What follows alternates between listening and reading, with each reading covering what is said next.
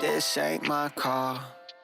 Got a Bluetooth phone call. Welcome to the breakdown of Top Ramen. Now, originally, when we made the song, we did it at Max Frost's house, but since he moved away, I got him on Zoom to break down the Ableton file. Then after that, we're going to check out what I did with the stems after that session. Now, mind you, this Zoom call was very fruitful. Although it recorded the screen share in both of our audios, it did not record the video of us speaking, so I had jerry-rigged the scenario.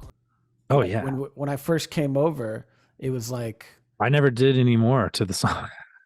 I gave you stems and you were like, yeah, I'll just do it. I was like, all right. This would have been like almost a year ago today, basically. Like it definitely would have been in the summer. Well, yeah. So the advice I want to give to anyone who ends up watching this is that the key to a session going well, or the first time you're ever going to work with an artist, is San Marzano tomatoes. I had just come from Italy and I had a can of these tomatoes and I was doing half pork, half beef. I made a ragu. Like I made a proper, with the celery, with the carrots, was doing the pasta. There was a little wine involved, but the studio was a separate room.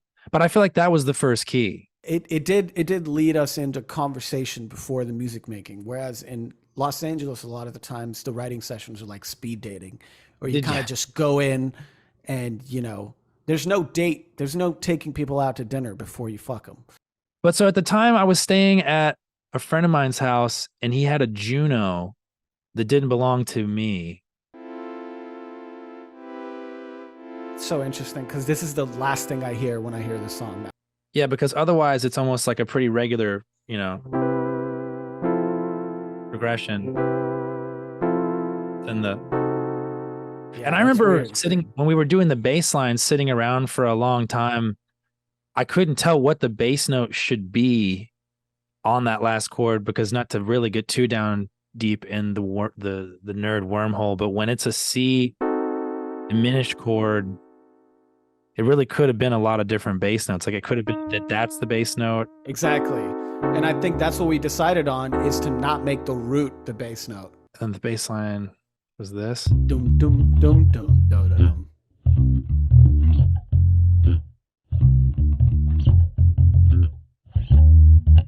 Yeah.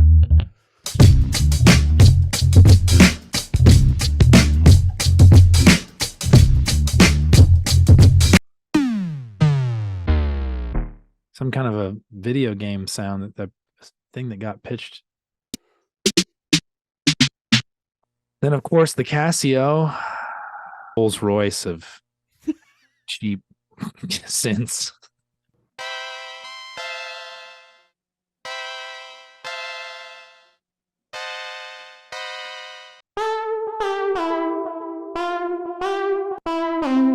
So that melody.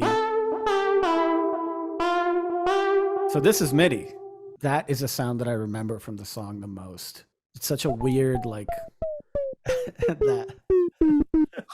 Sounds like a Missy Elliott song.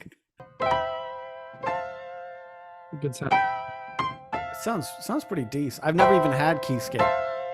A sound off of the Juno. Yeah. Oh, this is the old pre-chorus. Old pre, yeah. In fact, let's see. Let's let the people decide, man. Yeah. Well, you know me, I don't really smile much, don't show teeth. Learning from my pops, yeah, you know G. In a more cold act, I was so free.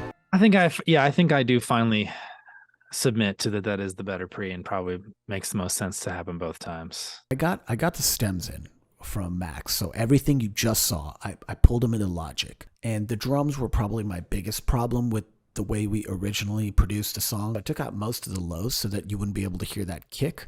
I thought that kick had way too long of a tail. I cut all of that out and basically used all the drums we did at Max Frost's house as a break. This is what I ended up with. I created my own drum sub and then added a kick here. I added a snare on top. Then I added this hi-hat loop. Like a couple other like crashes, open hats, little things like that. Obviously, I added some extra effects too, like this. And then scratches, which I thought were cool. And with the new drums and the break we did at Max's house, it kind of sounds like this.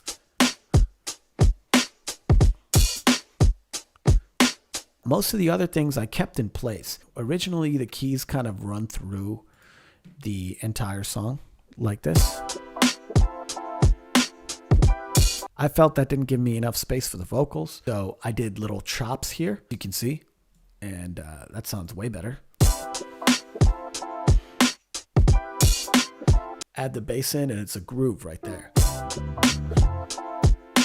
So at that point, I was like, okay, the bass is really nice, but it sounds kind of weak, so let's add a sub bass, and that's what I did. Here's a little tip of the day. This is the way I do things. This is the way a lot of people I know do things professionally. The main thing that's emitting bass notes, so your bass, keep that mono.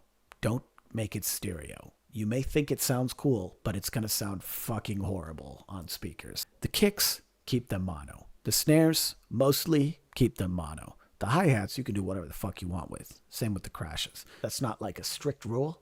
If, you're like, hey, I like the way this sounds, do what you please. Added some guitars here. I think it's just the chorus.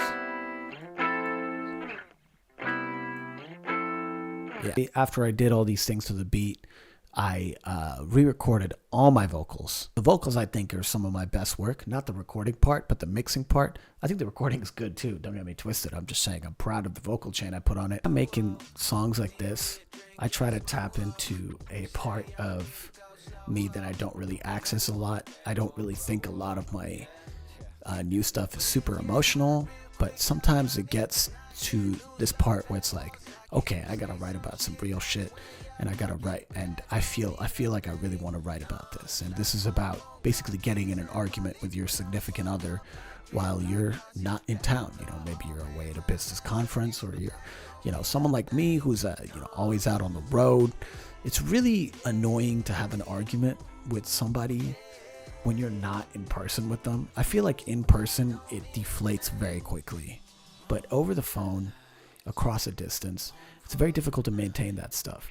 And sometimes it leaves you feeling hopeless, and that's what this is about. And I really tried to put that in a sort of fun, danceable rhythm. Thank you guys for tuning in, as always, and I'll see you on the next one.